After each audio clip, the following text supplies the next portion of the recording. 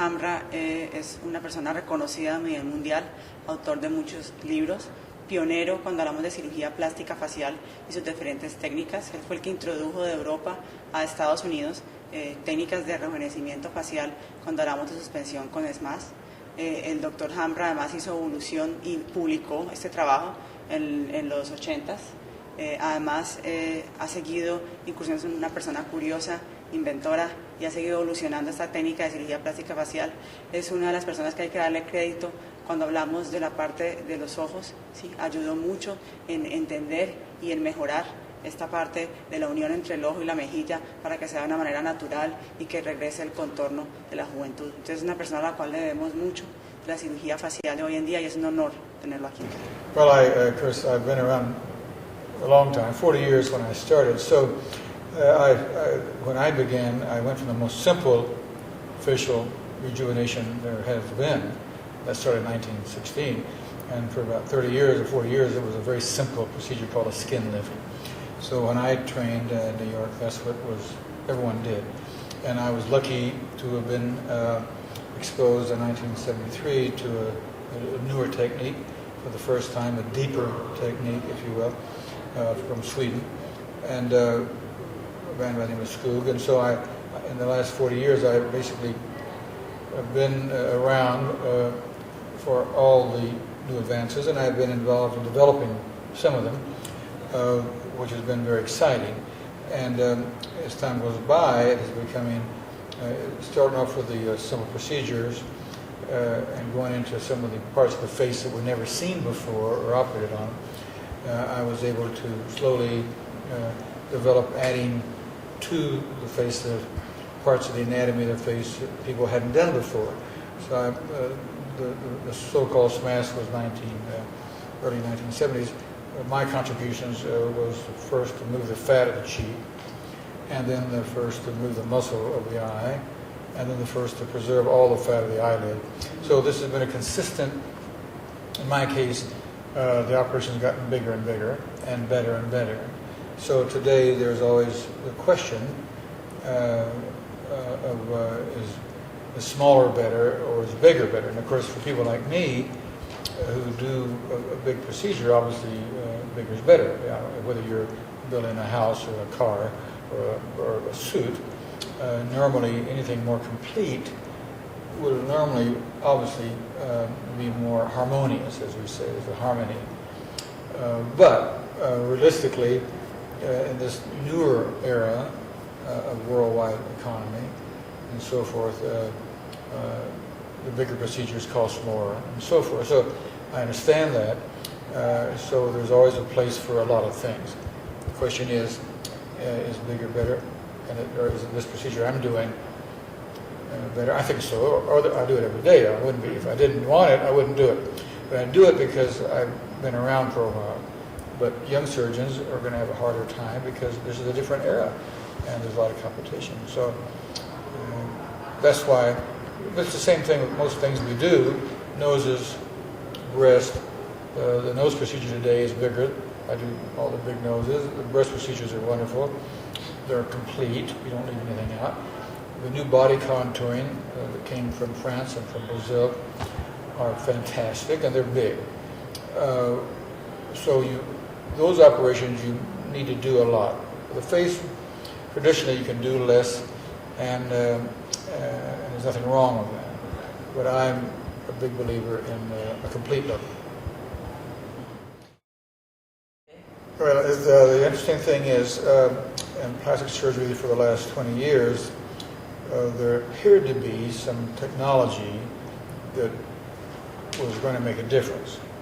And these were things that came along, for example, endoscopic facelifts, ultrasound liposuction, laser treatments of the skin. Now, these all sounded like they were technological advances, and each one of those, after a while, did not quite deliver some fabulous results. So every time you think about technology in cardiac surgery or in brain surgery, is clearly exciting. From my perspective in basic facelifting, the way I do it, and body lifting, the way I do it, the way I think is the best, ironically ends up being the most simple, just the same thing that surgeons have had for 100 years. Scissors, stitches, forceps.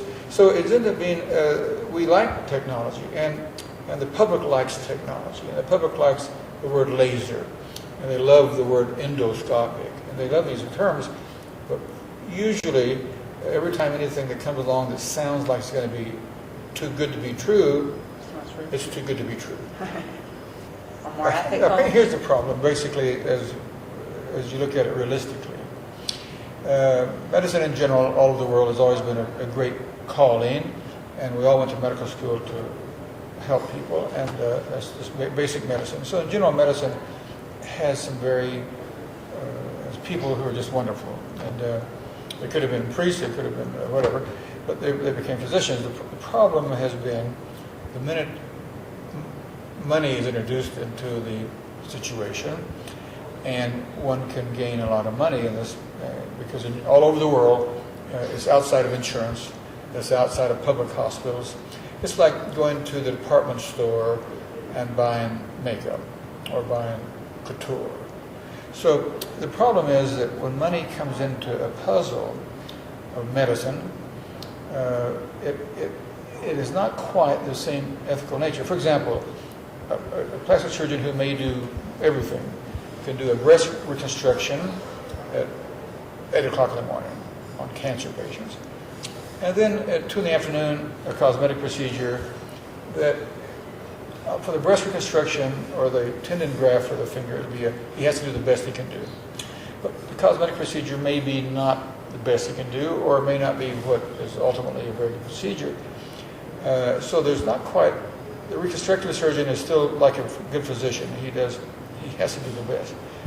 The money aspects of anything, business, whether you're selling cars or selling jeans, always introduces the problem, not with ethics, but the problem is that when there's so much money involved, then you always have shortcuts, and you always have the ability to make more money, whatever business you're in, restaurant or whatever, by perhaps not lowering your ethical standard, but not necessarily the same strict code that you should have for the heart surgeon or reconstructive surgeon.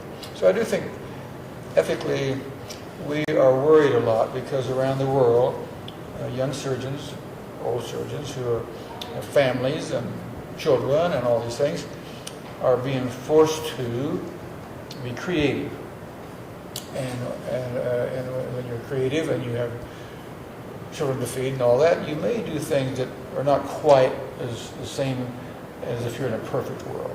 So I don't think they're unethical, but I do think that the minute money's involved in anything, it's all about money. That's right. Well, I was invited because of the technique that I have developed over 30 years. So, and parts of it are still, I mean, you don't have to do the whole thing, but I think perhaps because I historically have done these things, they've all been published in articles and books. There's no secrets. And if you don't do anything, you keep it a secret. So in science, if it's good and you publish it, it's yours. You got to publish it first. So otherwise, somebody else will. So basically, I think that Dr. Triana invited me only because I perhaps can give this very young crowd of surgeons who are excited about what they're doing two things: a historical perspective, which you can't do if you're 40 years old, and also a bit of excitement in that what's obtainable by anybody with two hands and some scissors and some forceps.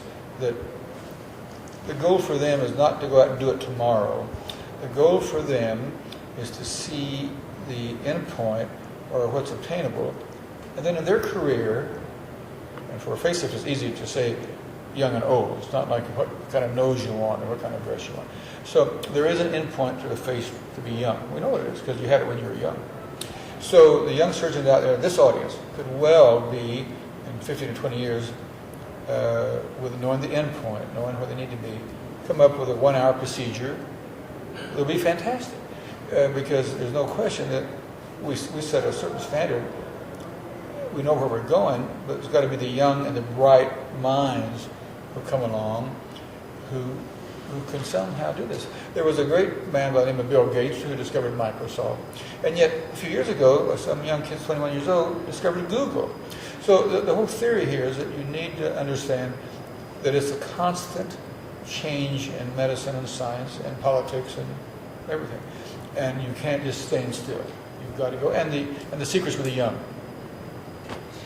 Well, I was speaking at a meeting and some time ago, and we met afterwards, and she invited me to come to Colombia. And at first I said, probably not. But she's so charming and so insistent, I just couldn't say no.